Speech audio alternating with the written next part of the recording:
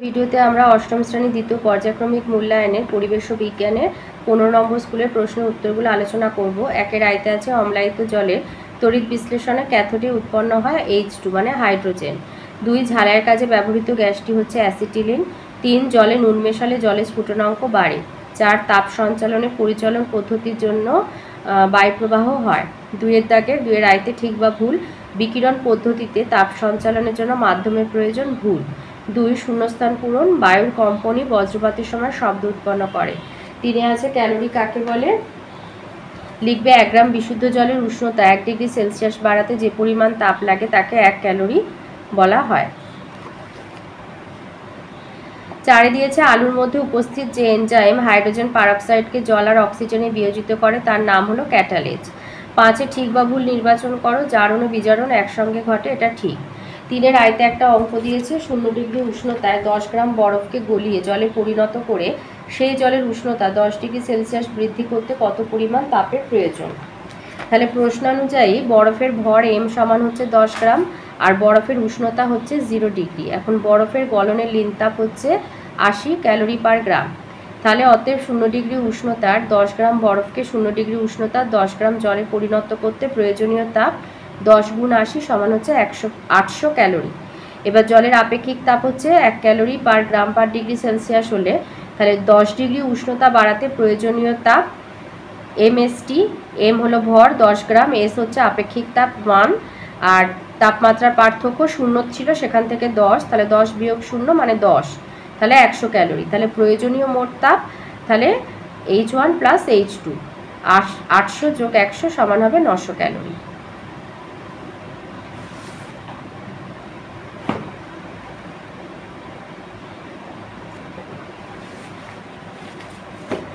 তিনের আয়তে দিয়েছে তাপমোচী এবং তাপগ্রাহী পরিবর্তন কাকে বলে, এটা বইয়ের 98 পৃষ্ঠায় রয়েছে। লিখবে যেসব রাসায়নিক পরিবর্তনে তাপ উৎপন্ন হয় তাদের তাপমোচী রাসায়নিক পরিবর্তন বলে। যেমন এখানে 3টে রয়েছে, কার্বনের দহন, কার্বন আর অক্সিজেনের বিক্রিয়া, কার্বন ডাই অক্সাইড আর তাপ উৎপন্ন হয়। তাপগ্রাহী পরিবর্তন হচ্ছে যেসব রাসায়নিক পরিবর্তনে বিক্রিয়া ঘটলে পরিবেশ থেকে তাপ শোষিত হয় তাদেরকে বলা হয় তাপগ্রাহী পরিবর্তন। এখানে উদাহরণ হচ্ছে যেমন চুনাপাথর থেকে পোড়াচুন তৈরি একটি তাপগ্রাহী পরিবর্তন। চুনাপাথরকে 1000 ডিগ্রি সেলসিয়াস উৎপন্ন করলে পোড়াচুন calcium oxide, carbon die oxide উৎপন্ন হয় আর তাপ শোষিত হয়। 2 আছে খাবার সোডা এবং অক্সালিক অ্যাসিডের মিশ্রণে জল যোগ করলে CO2 গ্যাস উৎপন্ন হয়, কিন্তু ওই মিশ্রণে কেরোসিন যোগ করলে CO2 উৎপন্ন হয় না কেন, এটা তোমাদের বইয়ের 93 পৃষ্ঠাতে রয়েছে। লিখবে যে খাবার সোডা হচ্ছে আয়নীয় যৌগ, কেরোসিন, বেনজিন বা তারপিন তেলের মতো দ্রাবক আয়ন দিয়ে তৈরি জিনিসকে দ্রবীভূত করতে পারে না। তোমার অক্সালিক অ্যাসিড, টার্টারিক বা অন্য অ্যাসিড, ওই অক্সালিক অ্যাসিডকে বিক্রিয়া করতে হলে হাইড্রোজেন আয়ন দিতেই হবে, সেই ঘটনা জলে ঘটতে পারে। কেরোসিন, পেট্রোল বা তারপিন তেলের মতো দ্রাবকে ঘটবে না, তাই বিক্রিয়া শুরু হবে না। 4 দিয়েছে সোডিয়ামের সাথে হাইড্রোজেনের বিক্রিয়া, সোডিয়াম হাইড্রাইড উৎপন্ন হয়েছে। এই প্রদত্ত বিক্রিয়াটি ইলেকট্রনীয় পদ্ধতিতে জারণ বিজারণ বিক্রিয়া ব্যাখ্যা করো। RM মানে হচ্ছে রায়মার্টিন, রায়মার্টিন এটা রয়েছে।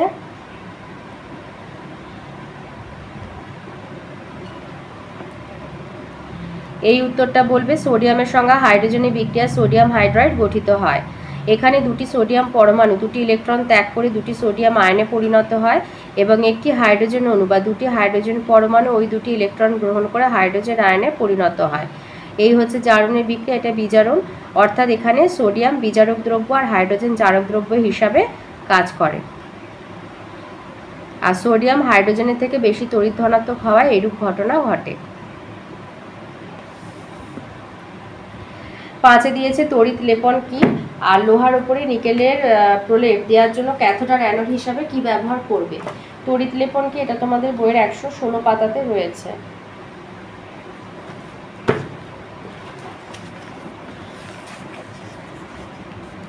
লিখবে তড়িৎ বিশ্লেষণ পদ্ধতির সাহায্যে একটা ধাতুর জিনিসের ওপর অন্য ধাতুর প্রলেপ দেওয়ার যে পদ্ধতি তাকে বলা হয় তড়িৎ লেপন। তাহলে তড়িৎ বিশ্লেষণ পদ্ধতির সাহায্যে একটি ধাতুর জিনিসের ওপর অন্য ধাতুর প্রলেপ দেওয়ার পদ্ধতিকে আমরা তড়িৎ লেপন বলি।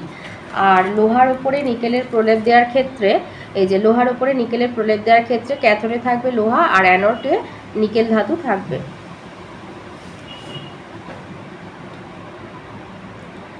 6 নম্বর প্রশ্ন, অনুঘটকের দুটি বৈশিষ্ট্য লেখো। এটা তোমাদের বইয়ের 95 পৃষ্ঠায় রয়েছে। অনুঘটকের বৈশিষ্ট্য, দুটো বৈশিষ্ট্য বলেছে, 1 আর 2 দিয়ে দেবে। 1 হচ্ছে অনুঘটক রাসায়নিক বিক্রিয়া অংশগ্রহণ করে কিন্তু বিক্রিয়া শেষে আবার তাকে ফিরে পাওয়া যায়। 2, এমন কোনো অনুঘটক হয় না যার সব বিক্রিয়ার বেগ বাড়াতে পারবে। 7 দিয়েছে কোনো তরলের বাষ্পায়নের হার উষ্ণতা তরলের উপরিতলের ক্ষেত্রফলের ওপর কিভাবে নির্ভর করে। এটা বইয়ের 36 পাতায় রয়েছে।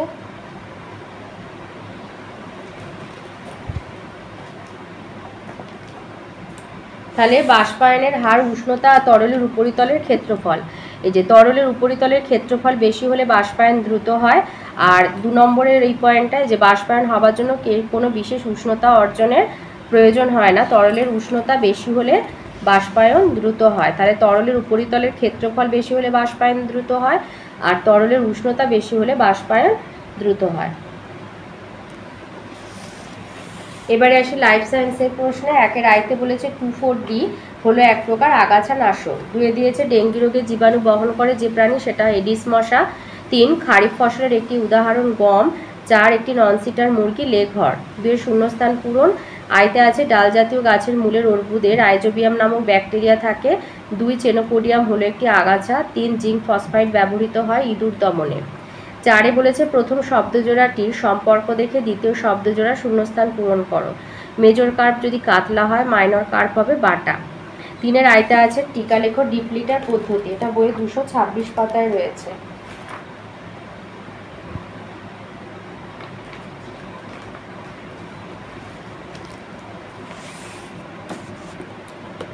লিটার তৈরির ঘর আলো বাতাস যুক্ত হওয়া দরকার। ঘরের মেঝেতে লিটার তৈরির আগে চুন আর ব্লিচিং পাউডার ছড়িয়ে জীবাণুমুক্ত করা হয়। এরপরই পরিষ্কার আর শুকনো মেঝেতে লিটার বেছানো হয়। লিটার হলো বিচালি, ছোট ছোট কাটা খড়, কাঠের গুঁড়ো, শুকনো পাতা, ধান, তুলো বীজ আর জবের তুষ, ভুট্টা, আমের খোসা ইত্যাদি দিয়ে ঘরের মেঝেতে জীবের জন্য সজ্জা তৈরি হয়। এটাই হলো লিটার। প্রথমে কাঠের গুঁড়ো ছড়িয়ে তার উপর খড় বিছানো হয়। এরপর অন্যান্য জিনিসগুলো বিছিয়ে 10 থেকে 15 সেন্টিমিটার পুরু নতুন লিটার তৈরি করা হয়। মুরগিরা থাকতে আরম্ভ করলে ওই লিটারে মুরগির মল ভালোভাবে মিশে গেলে পুরনো লিটারের ওপরে আবার নতুন করে 5 সেন্টিমিটার পুরু লিটার পাতা হয়। এর ফলে মোটামুটি 20 সেন্টিমিটার পুরু স্থায়ী লিটার তৈরি সম্পূর্ণ হয়। ডিপ লিটার ঘরের দেয়ালের বাইরে খাবার আর জলের পাত্র এমনভাবে রাখা হয় যাতে মুরগি ঘরের ভেতর থেকে শিকের ফাঁক দিয়ে মাথা গুলিয়ে খাবার আর জল খেতে পারে। এই ঘরের দেয়ালে আবার ডিম পাড়ার জন্য বাসা বানানো থাকে। মুরগিরা ওই বাসা গিয়ে ডিম পাড়ে। 3-এর 2 নম্বর প্রশ্ন, নিবিড় মৎস্য চাষ বলতে কি বোঝো। এটা 227 পাতায় রয়েছে।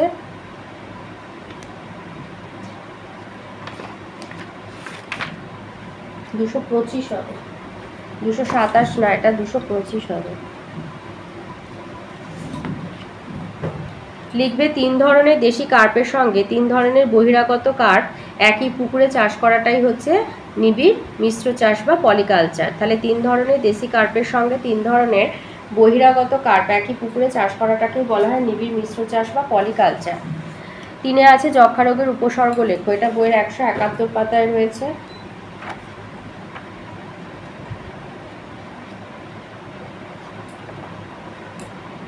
বলেছে যক্ষা রোগের উপসর্গ। যক্ষা রোগের উপসর্গ হচ্ছে যে ভয়াবহ কাশি ও তার সঙ্গে রক্ত পড়া, রাতের দিকে কষ্ট বাড়ে, প্রচণ্ড ঘাম হয়, ওজন ক্রমশ কমতে থাকে। এগুলোই হচ্ছে যক্ষা রোগের লক্ষণ। 4-এ দিয়েছে কালার জ্বরের অপর নামই দমদম জ্বর আর এই রোগের লক্ষণ লেখো। এটা আছে বইয়ের 70 পাতাতে। এই যে কালা জ্বরের আরেক নাম দমদম জ্বর। আর এই যে ধারাবাহিক জ্বর, খিদে কমে যাওয়া, ওজন কমে যাওয়া, প্লীহা বড় হয়ে যাওয়া, অ্যানিমিয়া, এগুলো হচ্ছে রোগের লক্ষণ। তো এই ছিল আজকের আমাদের 8ম শ্রেণী দ্বিতীয় পর্যায়ক্রমিক মূল্যায়নের পরিবেশের 15 নম্বর স্কুলের প্রশ্নের উত্তর।